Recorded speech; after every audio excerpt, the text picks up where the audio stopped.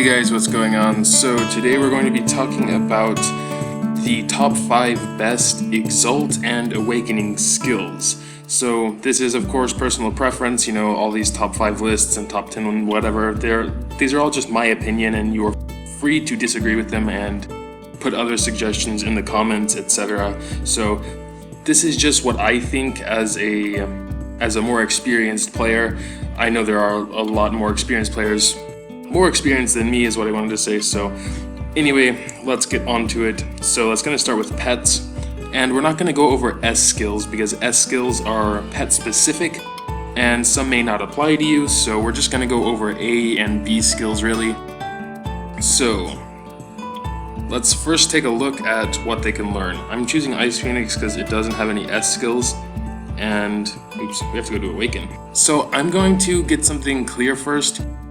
When you get higher level, in my opinion, you want a more defensive pet rather than an offensive one, because you'll be out damaging your pets very quickly, and you want them to survive to be able to use their rare skills, because the pet's rare skills are always really important and really relevant, but how much damage the pet is doing, in most cases, it's not as important as them surviving. So with that being said, I'm going to have number 5 as Toughness. Now there is no A ranked Toughness, but there is B, and that increases its crit reduction by a pretty high number. So I have to put that at number 5 because it is a good defensive stat. Number 4 is going to have to be Poise because it is another good defensive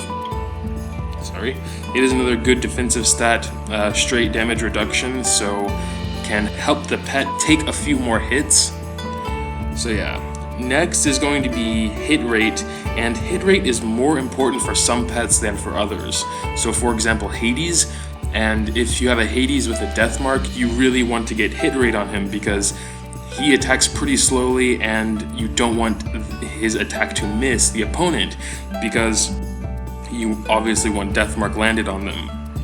So I think hit rate is very important actually for a lot of pets because a lot of people are running around with a lot of dodge in the meantime, and the more hit rate the pet has, the more chances it's going to be able to hit its opponent. Number 2 on the list has to be Siphon. Now I think Siphon is I don't hear about Siphon much, but it's a very strong skill in my opinion. Just at level 1 it converts 2% of the damage the pet's doing into health, and pet's health and damage are actually a lot closer together than yourself. So 2% Siphon may not sound like much, but when you have a pet that's doing 70k damage and only has 300,000 health, that goes a long way in regenerating their health when they're attacking. So I think Siphon is a very, very, very good stat, and I would be happy if I were to pull it on one of my pets. So, and of course, Wellness. Wellness has to be number 1, straight HP increase, very, very good. I do not have a pet without Wellness that I'm using, and that's basically a requirement for my pets. I don't take any pets unless they have Wellness and leveled up to a decent rate. So that's for Awakening, top 5 Awakening. Tell me what you think, tell me if you agree or disagree, and your suggestions on what would be better. So yeah. Now we're going to go to Exalt. Exalt is a bit simpler because there are no S skills, obviously, but we're going to take a look. And so number 5 I'm going to say is either max mana or mana regen. I think you should. I actually have both of these on most of my gear just because I kind of care about might, and even though mana doesn't do anything for you except, well, it helps in Battle Royale, but what I want to say is you at least should have one or the other or a few of each everywhere. I would say if you are a melee class, you should rather focus on max mana, and if you are a ranged class, you should rather focus on mana regen, because ranged classes are using their normal attack much more often, and also in Battle Royale, for example, you can hit from far away and regain your mana on enemies. Which it's a lot harder for melee classes, so melee classes should rather have a lot of mana to begin with, you know what I'm saying? So, number 4 is gonna have to be element damage, of course, of the weapon that you are using. I'm using a Neptune's Fury, so I'm going to usually have ice damage, always, if I'm going to have any element, it's going to be ice. I'm not going to put any fire or thunder on my stuff, of course.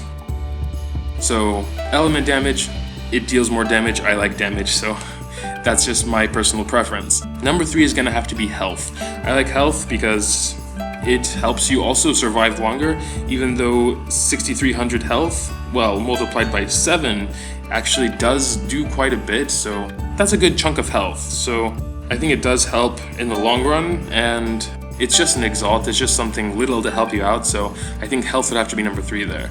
Number 2, of course, will have to be damage, because, again, I like damage. I like trying to do more and more damage, so damage has to be number 2. I don't really have anything else to say on damage, that's just what it is, damage.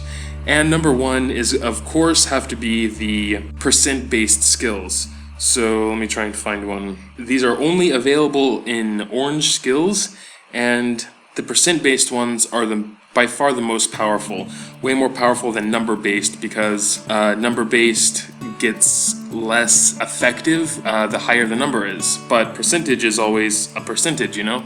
I mean, of course, that also, but when you're gonna get 500 damage put into your 90,000 damage, that's almost nothing. But if you're going to get 10% more crit damage on top of your 200% crit damage, that's actually a much bigger difference, you know what I'm saying?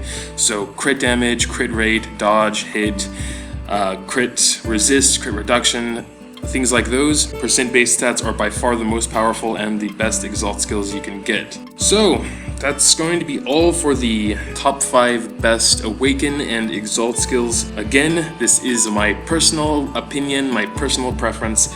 Feel free to disagree. Tell me what you think in the comments below. So that's going to be all for today. If you enjoyed this video, please leave a like and subscribe if you're not subscribed. Thank you so much for watching, and until next time.